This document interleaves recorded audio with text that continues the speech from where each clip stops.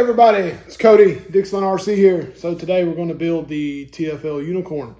Like I said in the very previous video, or the previous video of me doing this, I'm going to build it like it says in the book first. I'm not going to do anything crazy, off the wall, weird build stuff.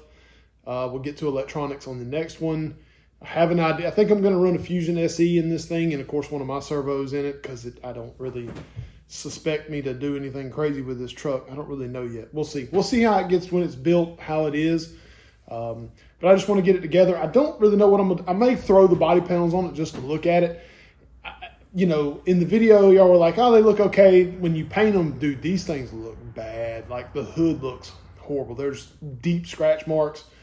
I know I can feel it, you know, whatever. But I think this should be fairly simple to put together, because the motor, like the engine setup here is geared, it's greased, the axles are greased, the links are put together, the shocks are put together. They probably need, fluid, which is no problem. I got some 50 weight over here I'm gonna throw in it. Try and build it really quickly, you know, at least so it's a roller. I've got the tires, they're together already. You'll see that in the time lapse as well. I am gonna time lapse the build. Nobody wants to see me sit here and build this thing for an hour. So try and keep it quick, fast, hurry, you know, whatever. To get it done. Would like to build it, like to see it sitting. This is a big truck. It's very, very large size-wise, especially considered to everything else that's tent scale. So hang tight. We're going to come around. I'm going to film everything, or, you know, at least time-lapse it. If I run into something crazy, I'll probably stop it and film it for you so you can see. But for the most part, I want to build it and be able to listen to music. So, so that's pretty much why. So hang tight and we'll get to building.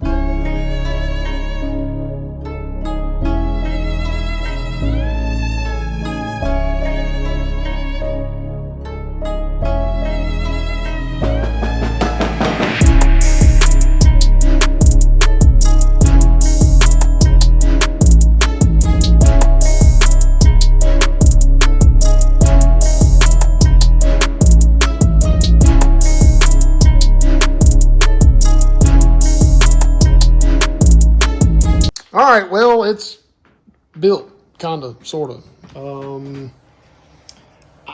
There's a lot of cool things about this thing, and there's also a lot of weird, doesn't make sense stuff. They could have done better with this. The hood stuff, you can see the dent in it there. You got to drill holes. The dash looks cool. I will say getting the nice metal steering wheel and steering column that bolts into the dash, it's freaking rad. That's cool. That's probably the coolest thing of the whole deal. That and the little shift knobs that are made of metal, you got to screw into some little 3D printed spots that go into the like inside the, so you can see them two holes right there. The seats, they want you to put them in with double-sided tape, which there's no spots for double-sided tape. So I'm going to figure out where I can drill some holes into this floorboard to drill them, or to screw them in. The other thing that's really strange, of course, it doesn't get held in. There's there's like a pad there and there that's where you'll either screw it in or tie it in. The other wonky thing is it doesn't go down very far. The links hit the motor, which I kind of figured was probably going to be a problem.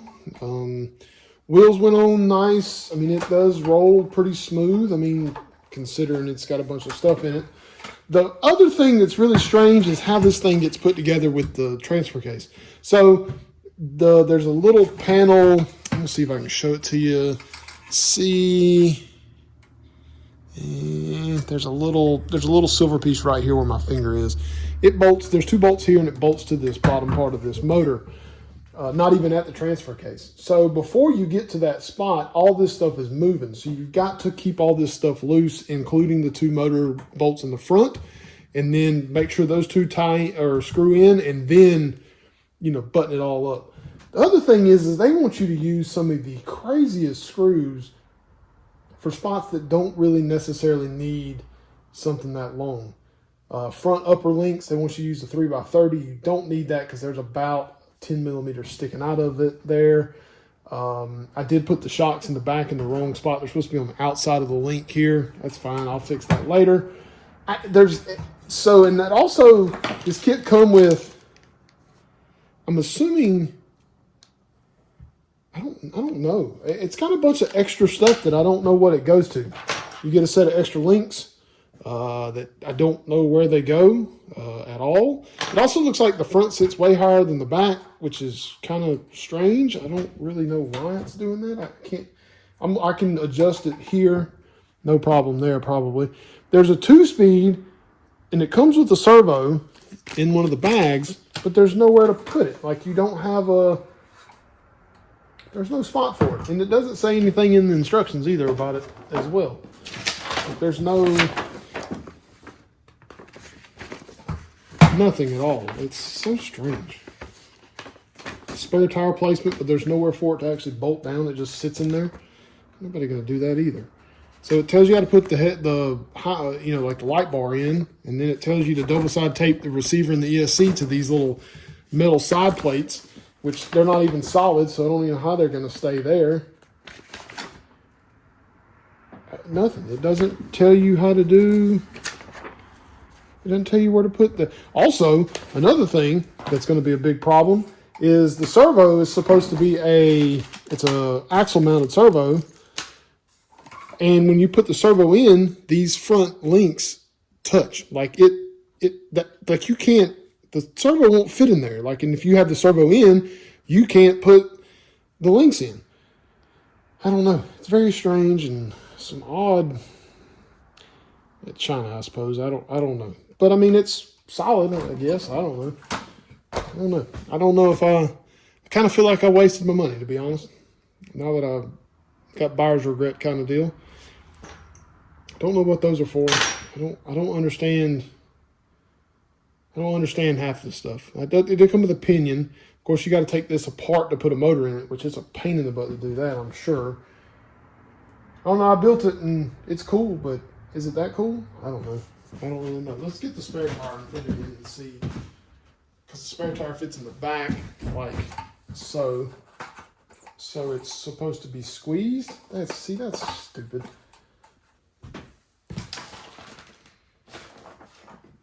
Yeah, it's supposed to go inside of here. Nobody want to. That looks horrible. Nobody want to look at that. That's ridiculous.